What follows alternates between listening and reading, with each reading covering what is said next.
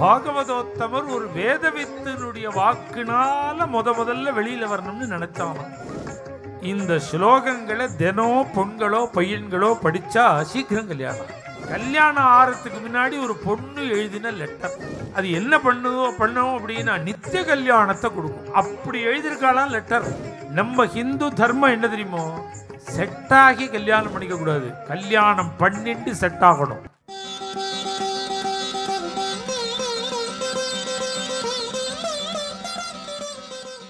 சுவாமி என்ன பார்க்க வந்தேளா, அண்ணாவை பார்க்க வந்து? இல்லை உங்களை தான் பார்க்க. என்ன விஷயம்? இந்த ஹேண்ட்பேக்லேருந்து லெட்டர் எடுத்தார். இந்த லெட்டரை ருக்மிணி தேவி கொடுத்தா. உடனே என்ன பண்ணார் சுவாமி, வாங்கலை, அதை பிரித்து நீங்களே படிங்கோல. எவ்வளோ டீசெண்டாக பழகிறேன் பாருங்க கிருஷ்ணன். இவர் இந்த லெட்டரை ஒண்டி வாங்கின்னு ரூமில் கதவை சாத்தின்னு படிச்சிருந்தார்னு வச்சுக்கோ, கிருஷ்ணன் வந்த பாகவதரே சந்தேகப்படுவார். இன்னைக்கு தான் முதல்ல வாங்கிட்டு வரோன்னு நாம் நினைச்சேன். இவர் வாங்கிட்டு போகிற ஜோரை பார்த்தா ரொம்ப நாளாகவே இந்த கரஸ்பாண்டன்ட் இருக்கு போல இருக்கு, கம்யூனிகேஷன் அப்படின்னு கிருஷ்ணனை தப்பாக நினைப்பார். அதுக்காக என்ன பண்ணினார், நீங்களே படிங்கோ, இது லௌகீகம், இது இல்லை. உண்மையான விஷயம் என்ன தெரியுமோ, அது அந்தர்யாமியும் கல்யாண விஷயம்னு தெரியும். இந்த கல்யாண விஷயம் ஒரு பாகவதோத்தமர் ஒரு வேதவித்தனுடைய வாக்குனால முதல்ல வெளியில வரணும்னு நினைச்சானாம் பகவான். நீங்களே படி. இப்போ மேலே லெட்டர் 7 ஸ்லோகம். அநேக மகாராஜ ராஜஸ்ரீ இப்படி தான் லெட்டர் முன்னெல்லாம் எழுதுவாங்க. லெட்டரே கிடையாது முன்னெல்லாம், லெட்டர் எழுதுறதில்ல. இப்போ முன்னெல்லாம் எழுதுவா.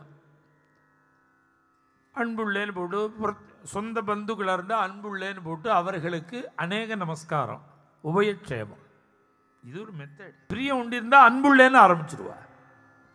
ரொம்ப பெரியவாளாக இருந்தான்னா பிரம்மஸ்ரீ, மகாராஜ ராஜஸ்ரீ இப்படிலாம் எழுதுற. விஷயம் என்னன்னா தங்களுக்கு நமஸ்காரம்,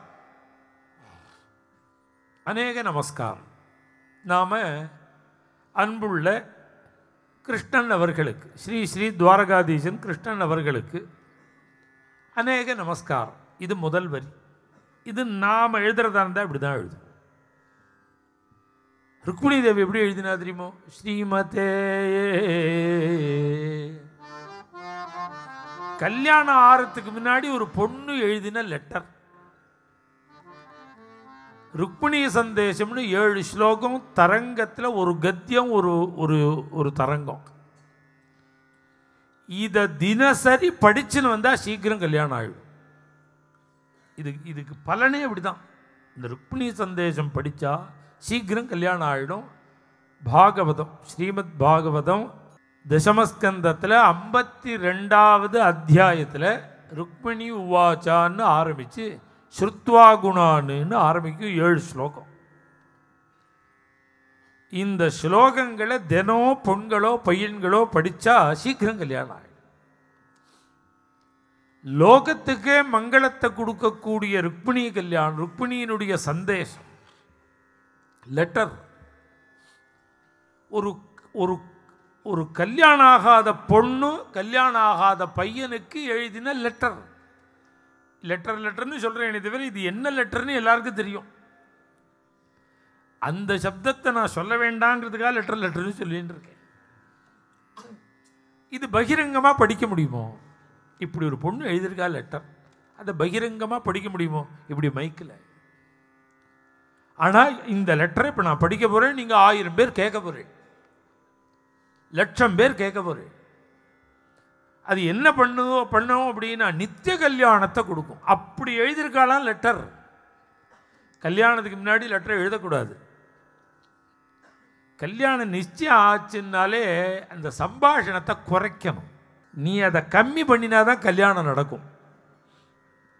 நீ சுதந்திரமாக பேச ஆரம்பிச்சேன்னா டூ வந்துடும் முன்னாடியே. ஏன் தெரியுமோ, பார்த்தேன் ஒன்றும் பேசி பார்த்தேன், செட் ஆகலை, நிச்சயம் இல்லை.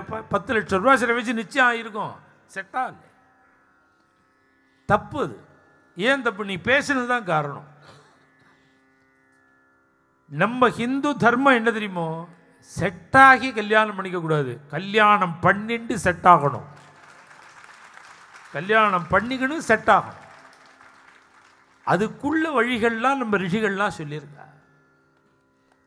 அதனால் இந்த பேச்சை குறைச்சணும். நீங்கள் கல்யாணம் ஆக வேண்டியவா யார் எங்கிட்ட வருத்தப்பட்டாலும் பரவாயில்ல, நான் சொல்ல வேண்டியதை சொல்லிவிடணும். பேச்சை குறைக்கணும். மேலும் இது போன்ற சிறப்பான நிகழ்ச்சிகளை காண இப்போவே லைக் பண்ணுங்க, ஷேர் பண்ணுங்க, மறக்காம சப்ஸ்கிரைப் பண்ணுங்க.